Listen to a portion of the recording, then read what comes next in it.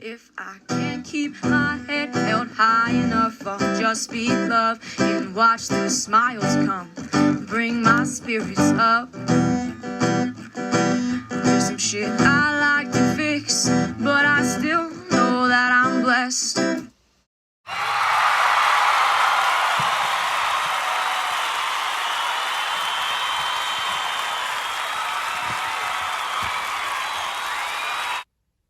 Hi guys, it's actually January 2022, but I'm doing these recordings so you have the full book for next Christmas, December 2022. So we're continuing on with the Pretty Paper book by Willie Nelson. And I'm pretty much in the middle of the pink pages that we started reading, where it's Vernon's colored pages, the pretty paper of different colors. So I will continue on, read for a while. I know red represented anger before, but now I'm writing on red paper for different reasons. Red also reminds me of desire. Like most teenage boys, I had strong desires before, but Marla took it to a whole different level. Marla threw me into a tailspin. That night I couldn't sleep. When I walked her to the door of the small rundown house on the outskirts of town that she shared with her folks, she moved us into the shadows so we could kiss again. Our second kiss lasted longer than the first. During our second kiss, she pressed against me so I could feel the fullness of her breasts. She felt how much I wanted her, and she didn't back away. She liked how I'd grown excited. She was excited. She said, "You made this the best day ever." I hated the idea of moving here and not knowing anyone and having to look for an after-school job, but right away I found a job and made a friend. Now I see that everything's gonna be great. And with that, a final kiss, she set me on my way. The heat of that kiss had me tossing and turning. I can't say why, but something inside told me to finally go to the closet and open the Christmas present that had been sitting there since my mother had given it to me before Christmas. I tore off the paper and saw it was a Stella Harmony acoustic guitar. The neck was a dark brown. The curved body was sunburst wood. What happened next has to be written in yellow. I cradled the guitar in my arms, strumming the strings until the sun came up and shining through the curtains, lit my room in gold and happiness. In my mind, holding the guitar was like holding Marla. I didn't know how to play it, and I didn't know any songs, but that didn't stop me from trying to figure it out. I tried to form a melody. I made up some silly words, even though the process was new. I felt comfortable working my hands around the instrument. It didn't feel at all awkward or strange. I knew that my friend Willard also owned a guitar. His uncle, a musician in Austin, had promised to teach him to play. Willard once said something about putting together a band. Willard was always making plans. He was a 6'2", laid-back, blonde-haired, blue-eyed kind of guy who was good at about everything he tried. At the gas station where we worked together, he was the best mechanic. At school, he made the best grades. He was also the fastest sprinter on the track team. And at the time I met Marla, the first girl to show any interest in me, Willard had already dated 3 of the prettiest girls at school. His current study, Cynthia Simone, was head cheerleader. I'm seeing a green light, so I'm writing on green paper. Green says, "Get going. Put the pedal to the metal. Full speed ahead." 2 weeks fly by. I saw Marla every day at school. Every night I walked her home from work. We kept kissing in the shadows. Didn't take long to go beyond the kissing. While I was unschooled, she was experienced. In matters of sweet love, she showed me the way. Love and music were all mixed together in my mind. The closer I grew to Marla, the more attached I became to my guitar. By listening to songs on the radio, I could follow along and pick out the melodies. It came easier to me than I would have ever imagined. I was amazed by my progress. Willard was the first one I told. Guess what? I said I got a guitar. Great, time to put a band together. But I'm just a beginner. Me too, but Uncle Skeeter could teach us. He's coming up this weekend. You still seeing that girl Marla? Yeah, she's a knockout, but wonder if she can sing. I haven't asked her. We'll ask her. Cynthia had been taking violin lessons for years. She can really play the fiddle. She'd join the band in a minute. A 2-guy, 2-girl band with 2 pretty girls, man, we can't miss. When I walked Marla home from work that night, I brought up the subject. I know this is a funny question, I said, but can you sing? That's not a funny question, that's a good question. And the answer is, yes, I love to sing. You should hear me sing in the shower. The idea thrilled me. The whole mix of sex and love and making music thrilled me. And when I met Willard's Uncle Skeeter, the thrills all came to life. Skeeter Jarvis needs a blue sheet of paper because the first thing he talked about was the blues. I can play honky-tonk, he said, while tuning his guitar. I can play bluegrass. I can play jazz. I can play any damn thing you like, but I'm a blues man, boys, because the blues are the bottom line. Scrape off the fancy dressing, cut out the fat, and what do you got? You got the crux of true life music, and that's the blues. It was a warm day in May, and we were sitting in Willard's backyard, just Willard, me, and Skeeter, a man who looked to be in his mid-60s.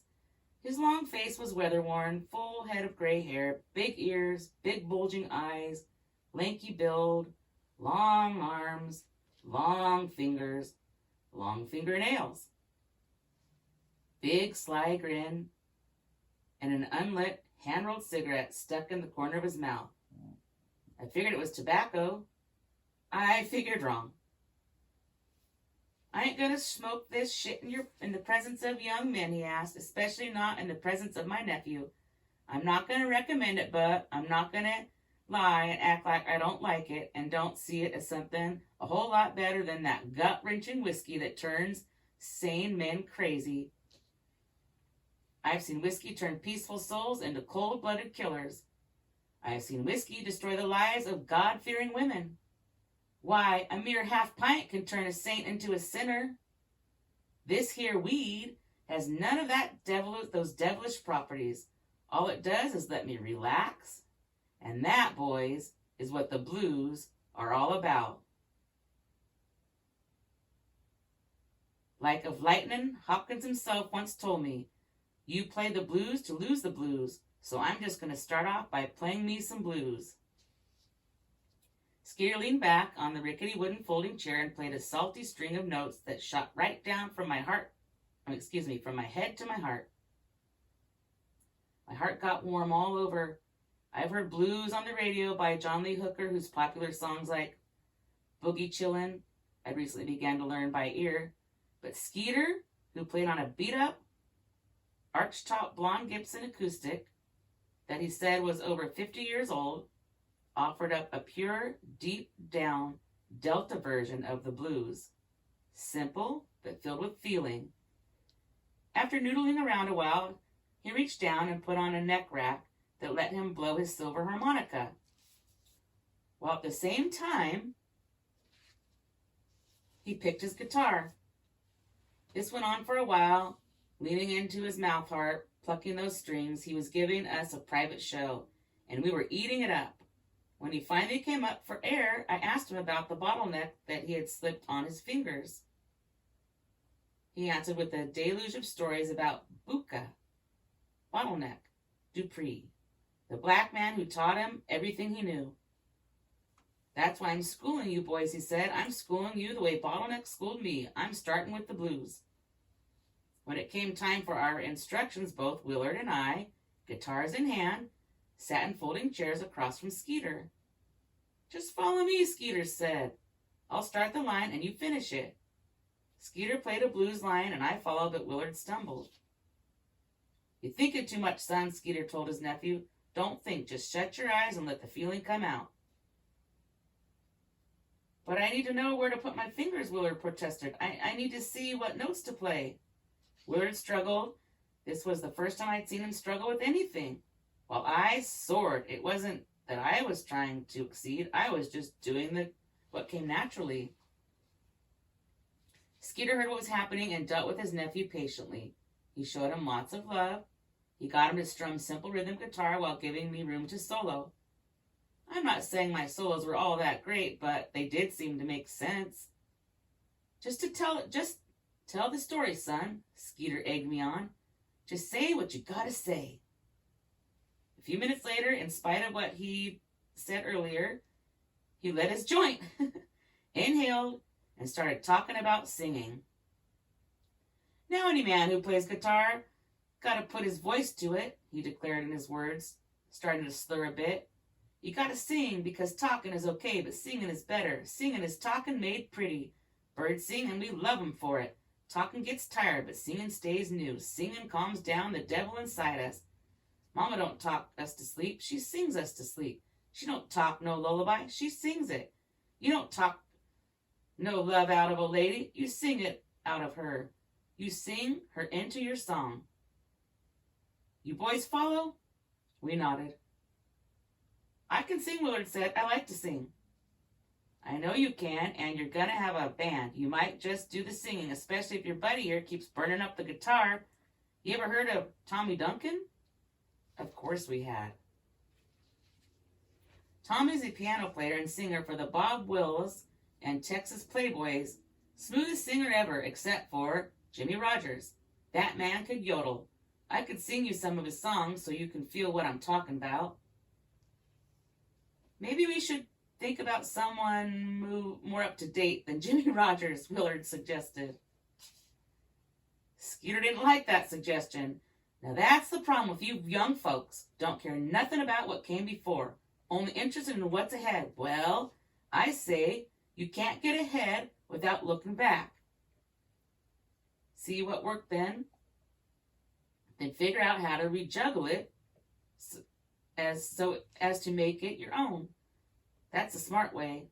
That's why we got history books to study, except in this here case, we don't need a book since you got history standing right here in front of you. You got me. I done played with Bob Wills. I done harmonized with Tommy Duncan. I rode the rails with Jimmy Rogers, the singing brakeman. I sang the blues with Leadbelly. I watched these men make people happy with their music. That's the key, boys, making people happy. You do that, and you'll never have to work a day in the fields or waste your life in some factory. I believed Skeeter's every word. I believed him not only because his words made sense, but because of the music that accompanied his words. He played while he spoke. His fingers ran over the guitar with such ease that I could only marvel. He inspired me to go off and practice. From then on, I practiced all the time. I practiced at school during lunch. I practiced at work at the gas station when business was slow. I practiced when Marla and I took long walks into the woods outside town.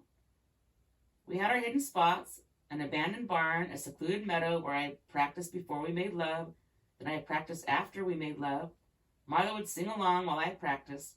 I was getting good enough to pick out popular songs we heard on the radio, like Dinah Shore's Buttons and Bows. Marla could match her voice perfectly to the melody. Her singing voice had the same cuteness, the same coyness as her speaking voice. When Skeeter heard her, he said, "She's a natural. Both you all are naturals." I'm still using green paper because I'm feeling the let's get going excitement of those first days of falling in love with Marla and music. It all happened together. It all happened magically. Marla brought out the music and the love in me, and she swore I did the same for her. Grandma also loved Marla and was convinced that God had brought her to me. Marla's parents were less enthusiastic about our courtship. Her mom was a pretty woman who seemed sad all the time and stayed in her bedroom with the curtains drawn. Her dad was mostly gone. The few times I met him, he had nothing to say to me and never looked me in the eye. He reminded me of my own father. Skeeter Jarvis really became our father. He was our teacher and our ringleader, an old man with a young heart. When Willard got his dad to give him the old family Hudson, the four of us started driving down to Skeeter's place in East Austin. He was a lone white man living on the black side of town. His ramshackle house was filled with old instruments.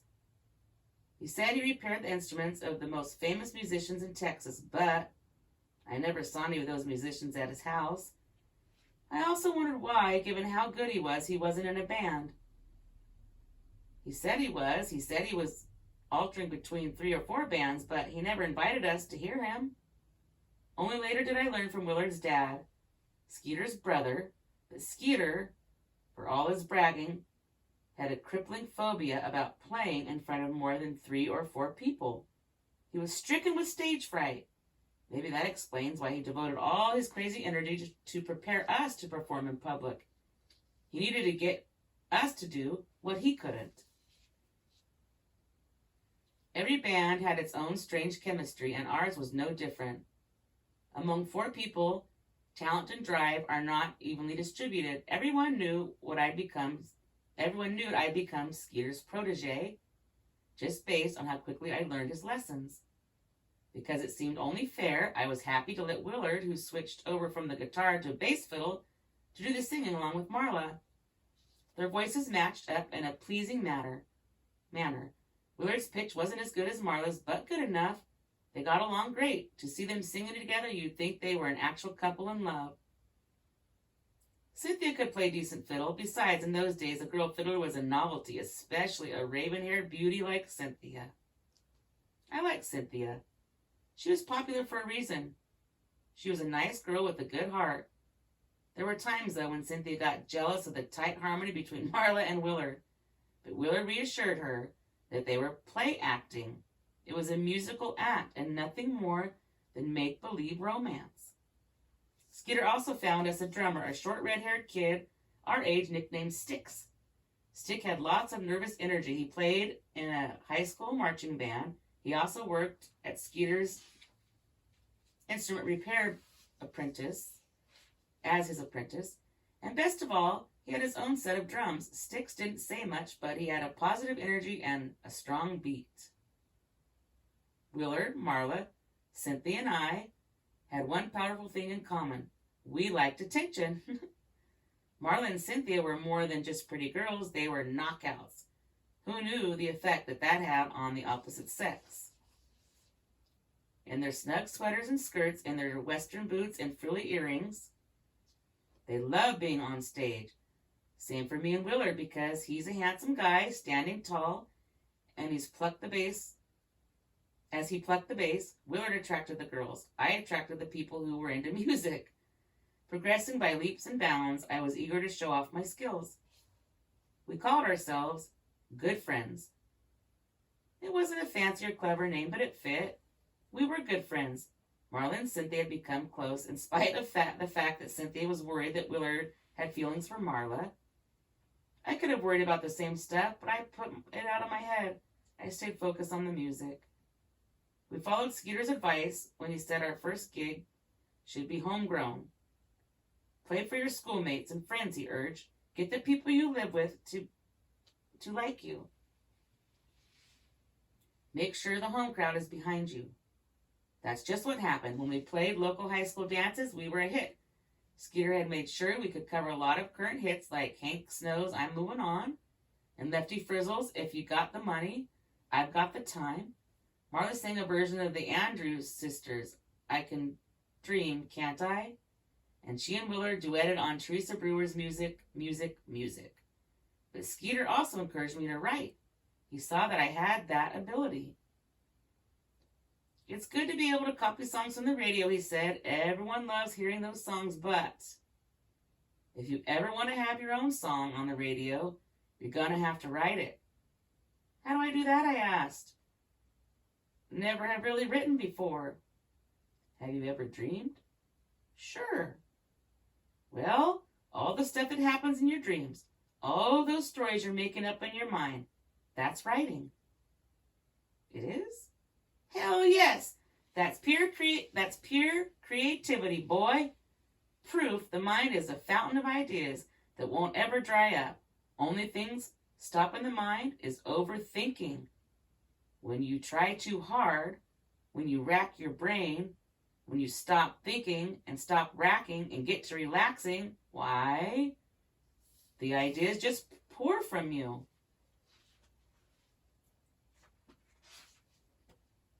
They do? They will, Vernon. You'll see. I saw, and when I saw, it turned out to be one of the biggest surprise.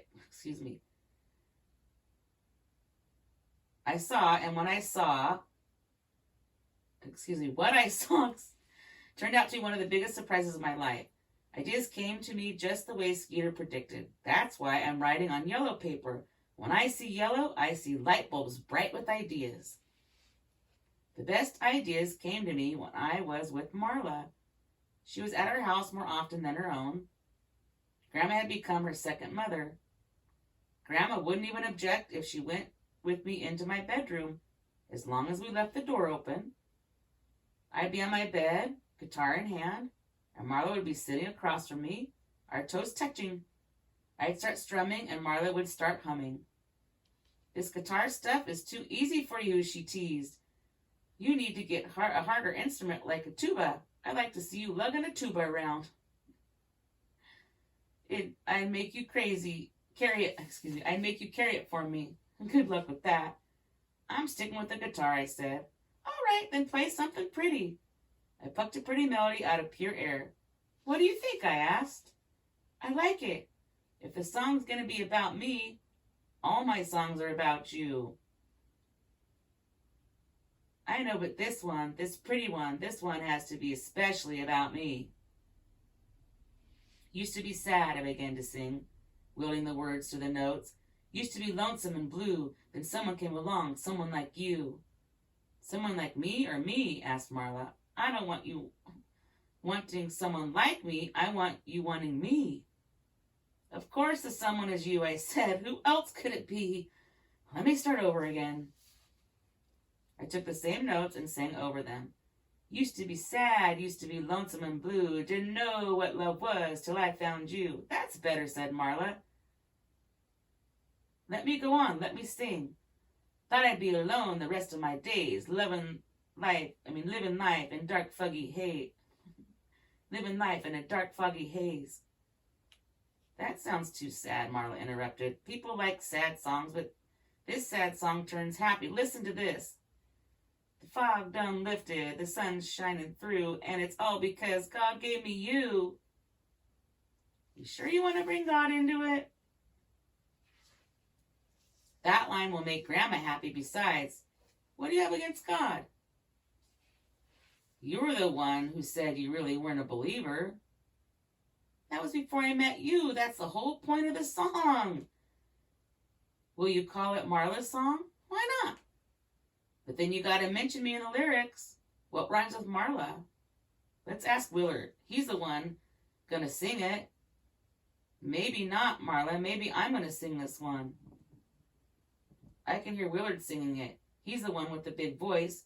You saw what happened when he sang Mule Train the other night. The girls went wild. This is a softer song, I said. It's a love song that needs to be sung by someone in love. Willard's in love with Cynthia, said Marla. Willard's in love with Willard, I said. Come on, Vernon, you're talking about your best friend. Nothing against Willard, he's a great guy, but you know well as me that he's stuck on himself. He can't walk past a mirror without taking a look. What's wrong with that? I'm guilty of doing that. You're a girl. Girls are supposed to be vain. And that's what's wrong with your song, Vernon. It's all about how you feel about me, but there's nothing about me, nothing about the way I look. You look beautiful. Then say it in the song, said Marla. I picked the guitar and revisited the same melody, this time sticking on new lyrics. She's prettier than Mona Lisa, prettier than Betty Grable. Marla's the princess of my story, the heroine of my fable. Now you're talking. Now you're making up a fairy tale, said Marla. You're making up a silly story. I never even had a silly story till I met you. I didn't have a story at all until I met you. Of course you did. Everyone has a story. You just didn't like yours. Stories have a feel real. They have to make you feel alive. Before you, I wasn't feeling anything. I was dead inside. Marla moved closer to me. She put her lips on mine and whispered, "Keep playing, keep singing, keep saying how you adore me. I'll write you another song." And then another, she said. And then another, and another after that. Okay, I'm going to stop there. All right. Catch you next time. Bye.